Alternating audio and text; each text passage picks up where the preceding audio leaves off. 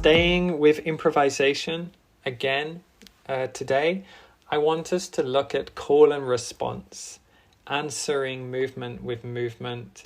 This is such a central part to improvisation, where we can feel that we are improvising with no relationship to the people around us and the room around us, the world around us, and that the motor, the rule, the instruction, the dance has its own logic outside of that.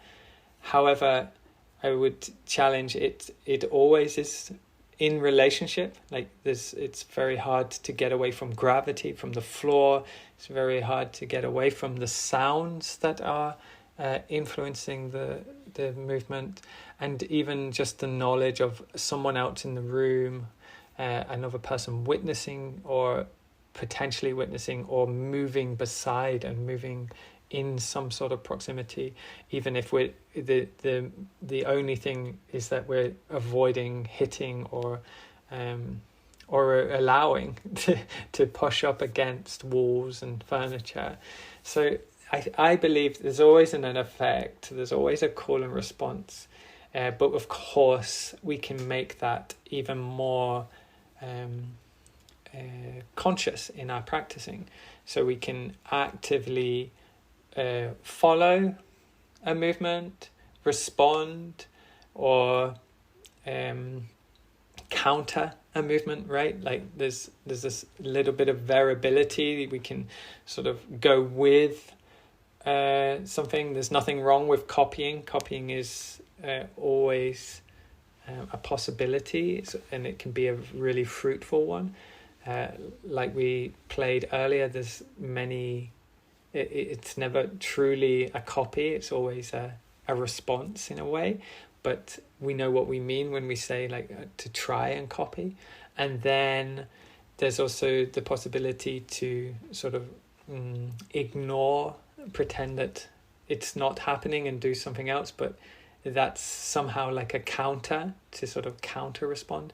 Or there's also the possibility to sort of respond, but with something that is related but not a copy, and not ignoring either, right? Like that it's an addition, perhaps, like this and this, a little bit like a yes and this is hard to do when you're not responding to other people, because or especially if you want to practice responding to others, it's quite hard to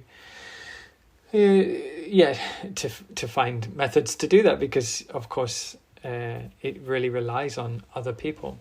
But we are always responding to many things, as I sort of started in this, when talking about this. So one thing I think you can do is respond to sounds.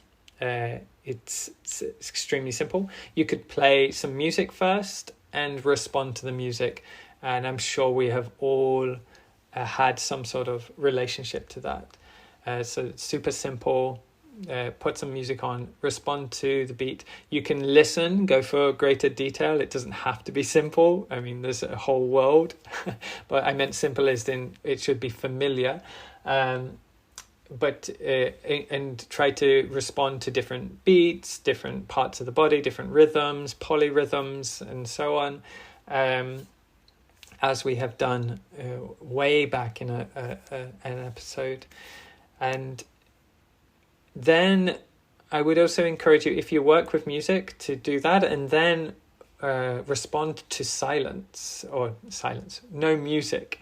Try to listen to the sounds that are just in the room, a humming of a fan, a driving of a car passing by, our own breath, and maybe the pulse of our heart, and use those as to make movement, to respond to in some way by going with or going against or going beside somehow, a sort of play. So you can do that.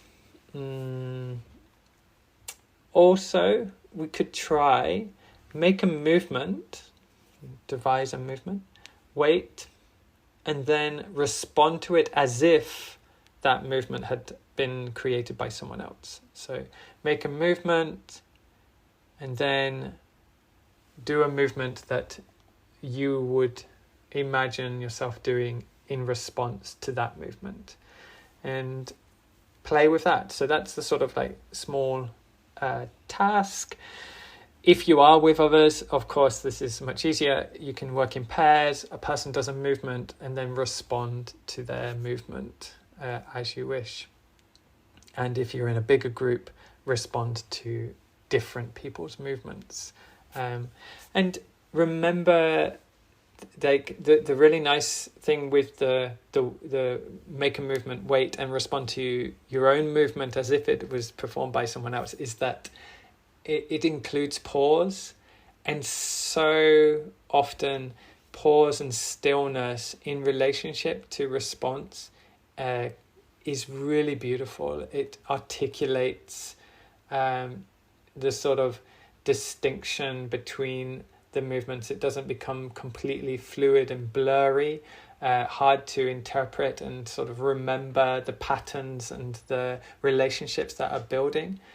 Pause can sort of strengthen the identity of the patterns that we are sort of playing with and creating with. So remember, pause can be used to great effect in this. And so that's it. Go away, create a movement, or listen to a sound and respond. And remember those things. You can respond by trying to be as close to it as you can. You can respond by trying to ignore it and be as far away from it as you can.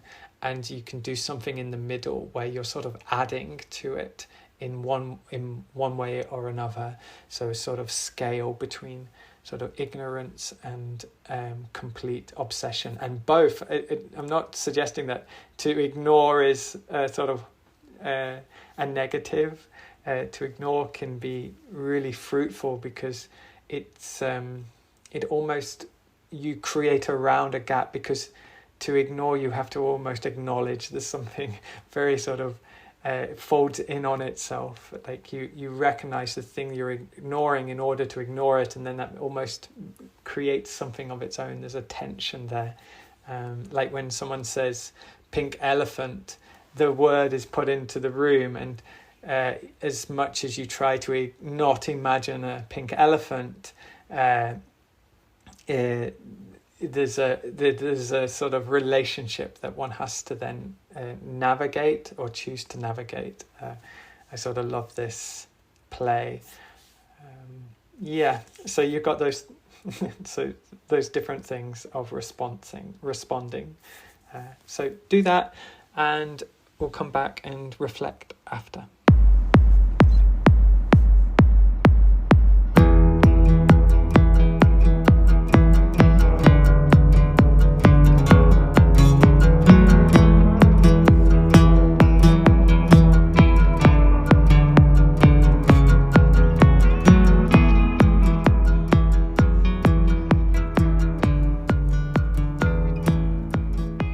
Okay, great. Maybe you did this, but if you haven't, let's set a sort of like short assignment or a thing to try and do, to record a short improvisation, watch it later, like leave it for a few days, and then improvise a response to the recording and see what comes up when you are responding through your improvisation. What kind of things come up, and we can reflect on what does it mean to answer rather than continue. What does it mean? When does a response become imitation? Can a response disagree, so to speak? So Those sort of the things that we were opening up today, and can continue thinking about. But thank you. I'll see you soon.